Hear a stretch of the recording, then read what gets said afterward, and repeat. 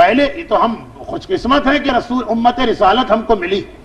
وما كنا معذبین وانت فیہم، اے رسول میں ان کو عذاب ہی نہیں دوں گا کیونکہ تم ان میں آ چکے ہو. بنی اسرائیل میں تو ایسا نہیں تھا، تھوڑی دیر اللہ مہلت دیتا ہے، عذاب بھیج دیتا. فرشتوں سے کہا جاؤ فلاں قوم میں عذاب نازل کرو.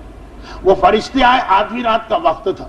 عذاب عام طور پر فجر کے قریب آتا کہ شاید کوئی نیک بندہ نماز شب کے لیے اٹھ جائے، دعا مانگے اور عذاب دور ہو جائے.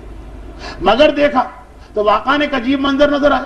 ساری قوم گناہوں میں کھوئی ہوئی، ساری قوم گناہ کر رہی. ایک مکان میں ایک انتہائی مقدس نوجوان نظر آئے، رو رہا، نمازیں پڑھ رہا ہے، روزے رکھ رہا، قیام قوت کے عالم میں. رات کو تو روزے نہیں ہوتے لیکن اس کی جسمانی حالت، نمازیں، تلاوت، ذکر خدا. گھبرا گئے فرشتے، کیونکہ اللہ کا ایک طریقہ اور ہے.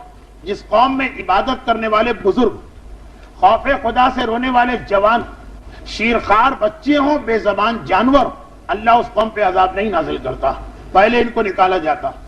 اس قوم میں تو ایسا جوان ہے کہ جو توبہ بھی کر رہا ہے اور عبادت بھی کر رہا ہے. کیا ہم کہیں صحیح جگہ آ گئے؟ غلط جگہ تو نہیں پہنچ گئے؟ خدا سے پوچھا پروردگار اس قوم کے بارے میں کیا ہوگا؟ کہا عذاب. صحیح جگہ ہے. کہا پروردگار سب پر عذاب؟ کہا سب پہ عذاب، خصوصاً اس نوجوان پر بھی عذاب جو عبادت کر رہا. اے خدا آخر یہ کس لیے؟ کہا اس لیے کہ یہ عبادت کر رہا مگر جو حق کا پیغام ہے وہ دوسروں تک نہیں پہنچا رہا. میرا کتنا ہی عبادت گزار بندہ، اس کی عبادتیں ضائع نہیں ہوتی، قیامت میں اجر دیتا ہوں. لیکن دنیا میں کتنا ہی عبادت گزار بندہ کیوں نہ، دنیا میں اگر وہ حق کا پیغام دوسروں تک نہیں پہنچا رہا تو جو عذاب دوسروں کے لیے آ رہا ہے وہ عذاب اس کے لیے بھی آئے گا. اب اگر کوئی مومن کہہ دے کہ مولانا بار بار کہہ رہے ہیں کہ اگر سچے دل سے امام کو پکار تو راتوں رات امام آ سکتے ہیں، ہم یہ 20 یہ 25 یہ 50 آدمی تو پکار رہے ہیں، مگر نہیں. اگر آپ کی آبادی ساری دنیا کے اندر 10 کروڑ یا 15 کروڑ، اس میں 50 60 100 200 لاکھ 2 لاکھ پکارے، وہ کافی نہیں. وہ تو وہی بات ہوگی کہ وَاتَّقُوا فِتْنَةً لَا تُصِيبَنَّ الَّذِينَ ظَلَمُوا، کہ عذاب سب پہ آ سکتا. ہماری ذمہ داری بنتی اگر ہم راتوں رات امام کو بلانا چاہیں تو خالی خود نہ پکارے، یہ پیغام اپنے پورے معاشرے میں دوڑا دے، ایک ایک شخص کو اس سے آگاہ اور خبردار کر دے. وہ مانے یا نہ مانے وہ الگ مسئلہ ہے. ہمارا فریضہ اس وقت ادا ہوگا جب ہم ایک ایک کے کانوں تک یہ پیغام پہنچا چکے ہوں. خالی اپنی جگہ بیٹھ کے گڑگڑا کے امام کی دعا کر لینا یہ کافی نہیں.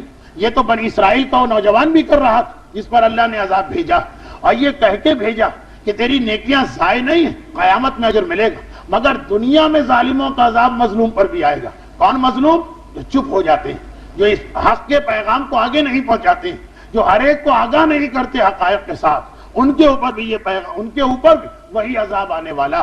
تو امام ہم دوسروں کی وجہ سے ظاہر نہیں ہو رہے جو امام کو یاد ہی نہیں کر رہے، شیعوں میں جو دوسرے، مگر ہم بھی قصوروار. ہم اپنی جگہ دعا امام زمانہ پڑھ کے بیٹھ جاتے ہیں.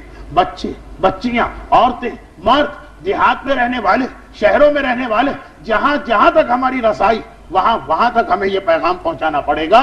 ورنہ امام کے ظہور کی تاخیر کا جو بھی بھگتان ہے، نقصان ہے، خمیازہ ہے، وہ ہم کو بھگتنا پڑے گا.